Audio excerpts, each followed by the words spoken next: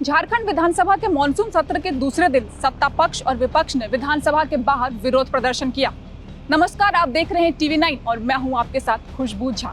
सदन के बाहर से लेकर अंदर तक हंगामा होता रहा। बीजेपी जहां झारखंड की विधि व्यवस्था को लेकर विरोध जता रही थी, वहीं सत्ता पक्ष के लोग मणिपुर मुद्दे पर विधानसभा में चर्चा की मांग कर रहे थे। सूबे के पूर्व सीएम बाबूलाल मरांडी ने कहा कि मणिपुर की घटना पर जब लोकसभा में चर्चा कराने की बात आती है तो कांग्रेस चर्चा से भागती है और झारखंड में इस पर चर्चा करने की मांग कर रही है। मणिपुर का मामला है जिसे पार्लियामेंट में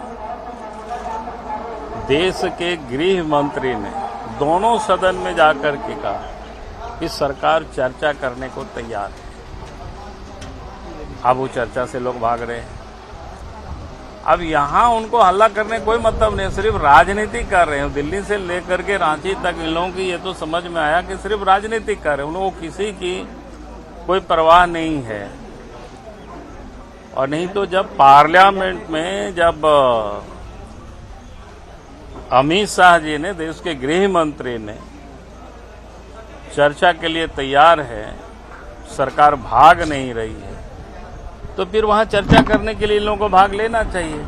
जो यहाँ कांग्रेस के लोग यहाँ जो फड़फड़ा रहे हैं, बताना चाहिए उनके अपने नेताओं को कि भाई वहां चर्चा में भाग ले लो, वहां बैठे सदन पर। और झारखंड में चर्चा होनी तो झारखंड की लॉ एंड ऑर्डर पर चर्चा होनी चाहिए। यहाँ पर बिगड़ती हुई जो कानून व्यवस्था है उस पर चर्चा होनी चाहिए। आए दिन झारखंड में आप देख रहे होंगे, राज्य की राजधानी में कितनी लोगों की कैसे हत्याएं हुई है, किसी से छुपा हुआ नहीं है, सारे आम हो रही है। जेल से बैठ करके अपराधी यहाँ से लोगों का एक्सटॉर्शन कर रहे हैं, पैसा वसूली कर रहे हैं, नहीं तो गोली से मारने की वो धमकी दे रहे हैं। और पैसे नहीं देते हैं तो लोग गोली भी मार देते हैं। और वो सारे अपराधी जेल में मौज कर रहे हैं।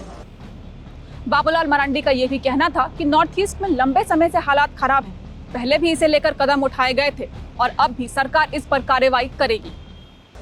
और कांग्रेस पार्टी को याद होना चाहिए, जो मणिपुर की बात कर रहे हैं बार बार, तो आप सबको संज्ञान में है कि नॉर्थ ईस्ट की समस्या आज से नहीं था, वर्षों से थी। इसलिए कांग्रेस के जमाना में क्या बोलते हैं, एक तो कानून बना था ना, जो arm force special power act बना था, ये 1958 में ही बना था। उसके बाद देश के उस नॉर्थ ईस्ट के कई हिस्सों में वो लागू भी रहा। और आप सबको ध्यान में होगा, उसके विरोध में ही एक जो वहां के महिला नेत्री थे, क्या कहते, इरोम चिनो शर्मिला, जो 16 वर्षों तक अनशन पर ही बैठी थी। कहने का अर्थ मेरा यह है कि अगर सब कुछ वहां अच्छा होता तो भारत सरकार को उस समय ये arms force special power act बनाने की जरूरत नहीं पड़ती। निश्चित रूप से वहां जो घटना घटी है वो बड़ा शर्मनाक है। कोई भी सभ्य समाज उसको स्वीकार नहीं कर सकता है। सरकार ने कहा है कि उसके ऊपर कार्रवाई होगी, कार्रवाई हो भी रही है। विधानसभा में सदन की कार्यवाही के दौरान भी काफी हंगामा हुआ। इसी विरोध और हंगामे के बीच साल 2023-24 का पहला अनुपूरक बजट भी पेश किया गया। बीजेपी विधायकों ने वेल में आकर हेमंत सरकार हाय हाय के नारे भी लगाए। मणिपुर को लेकर कई जगहों पर हंगामा हो रहा है। झारखंड के मंत्री भी इसे लेकर राजनीतिक बयानबाजी तो कर ही रहे थे। अब विधानसभा के बाहर प्रदर्शन भी कर दिया गया।